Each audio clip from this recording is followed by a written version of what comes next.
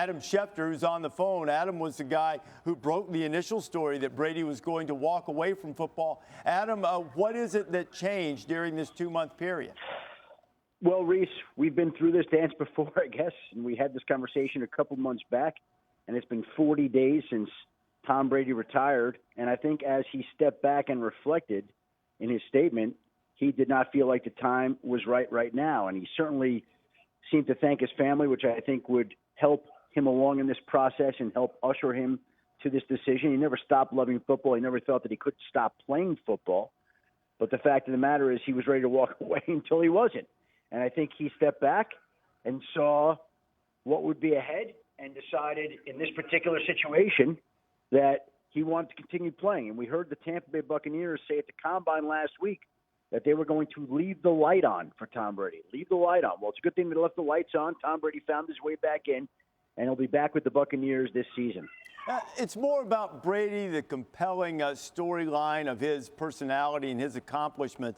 But what was the Buccaneers' reaction? I know you said they left the light on for them. I mean in terms of whether they expected him actually to come back to the door.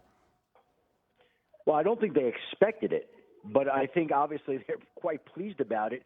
Again, they didn't give up hope about it, but they didn't think it was realistic that he would be back and they were going to move ahead and move on. But obviously, Tom changed his mind, changed his feelings, and then obviously made the announcement here just a few minutes ago to say that he would be back for this upcoming season. And I know that Tampa Bay was heading into this free agent signing period, Reese, this week with 26 players to re-sign. And now you begin to look at it, all the players that are going to be back or that were scheduled to be free agents, I would imagine that some of them are all going to want to come back. Ryan Jensen, Tom Brady's center, might have left were it not for Tom Brady's decision. Leonard Fournette is a running back who is scheduled to be a free agent this week. Maybe he would leave.